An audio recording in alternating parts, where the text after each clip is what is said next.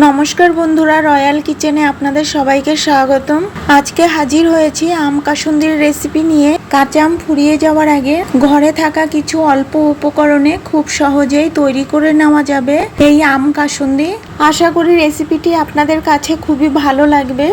যদি ভালো লাগে লাইক, শেয়ার, সাবস্ক্রাইব করে আমার পাশে থাকার অনুরোধ রইল। আর ভিডিওটি না কেটে শেষ অবধি দেখার অনুরোধ রইল। তো বন্ধুরা, আর দেরি না করে আসুন রেসিপিটি দেখে নেওয়া যাক। আম কাসুন্দি বানানোর জন্য এখানে নেব 6 চামচ কালো সর্ষে আর নেব 3 চামচ হলুদ সর্ষে। দু রকমের সর্ষে মিক্স করে আম কাসুন্দি বানালে আম কাসুন্দির টেস্টটা অনেক ভালো হয়। আর কালো সর্ষে ব্যবহার করার জন্য ঝাঁঝটাও খুব ভালো আসে, তবে কালো সর্ষের পরিমাণটা বেশি নিতে হবে। এবার সর্ষেটা দুবার জল পাল্টে ধুয়ে 10 মিনিট মতো ভিজিয়ে রাখবো। আম কাসুন্দি বানানোর জন্য নিয়েছি একটা আম। এবার আমটাকে ছুলে ছোট ছোট টুকরো করে নেব। আমটা কাটার আগে ধুয়ে নিয়েছি, কাটার পরে আর আমটা ধোবো না। আমটা এরকম সাইজের ছোট ছোট টুকরো করে নিয়েছি। এবার এই মিক্সির মধ্যে দিয়ে দেব অর্ধেক ভেজানো সর্ষে, দেব অর্ধেক টুকরো করা আম, এবার আর অর্ধেক সর্ষে দিয়ে দেব, বাকি আমটাও এবার দিয়ে দেব। এবার এর মধ্যে দেব 4টে কাঁচা লঙ্কা, দেব হাফ চামচ নুন। এবার এর মধ্যে অল্প জল দিয়ে একটা মিহি পেস্ট বানিয়ে নিয়েছি।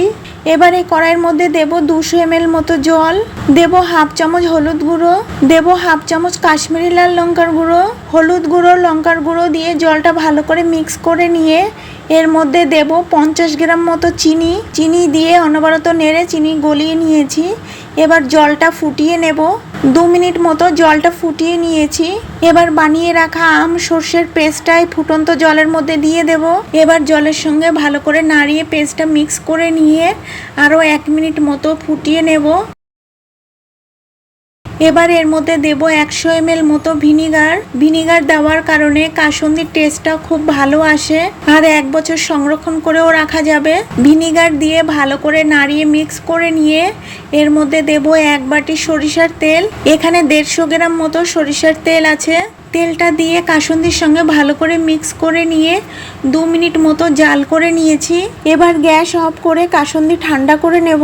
এখন যে কাসুন্দি পাতলা আছে, ঠান্ডা হয়ে যাওয়ার পরে পাতলা থাকবে না, অনেকটাই ঘন হয়ে যাবে। কাসুন্দি ঠান্ডা করে নিয়েছি আর কাসুন্দি ঠান্ডা হওয়ার পর অনেকটাই ঘন হয়ে গেছে। এবার একটি পাত্রে কাসুন্দি ঢেলে নেব। আর কাসুন্দি সংরক্ষণ করে রাখার জন্য অবশ্যই কাচের পাত্রে রাখতে হবে। কাচের পাত্রে রাখলে কাসুন্দি অনেক দিন ভালো থাকবে। এই কাসুন্দি যে কোনো ভাজা বা পেয়ারা মাখা, আম মাখা এবং সর্ষে ইলিশেও এই কাসুন্দি খুবই ভালো লাগে। এইভাবে বাড়িতে বানালে কমেন্ট বক্সে জানাতে একেবারেই ভুলবেন না। আর পাশে থাকা বেল আইকনটি ক্লিক করে রাখবেন। এতে করে যখনই কোনো নতুন ভিডিও আপলোড দেব সর্বপ্রথম আপনার মোবাইলে পৌঁছে যাবে। সবাই ভালো থাকবেন, সুস্থ থাকবেন। আর আমার এই ভিডিওটা শেষ অবধি দেখার জন্য আপনাদেরকে অনেক অনেক ধন্যবাদ।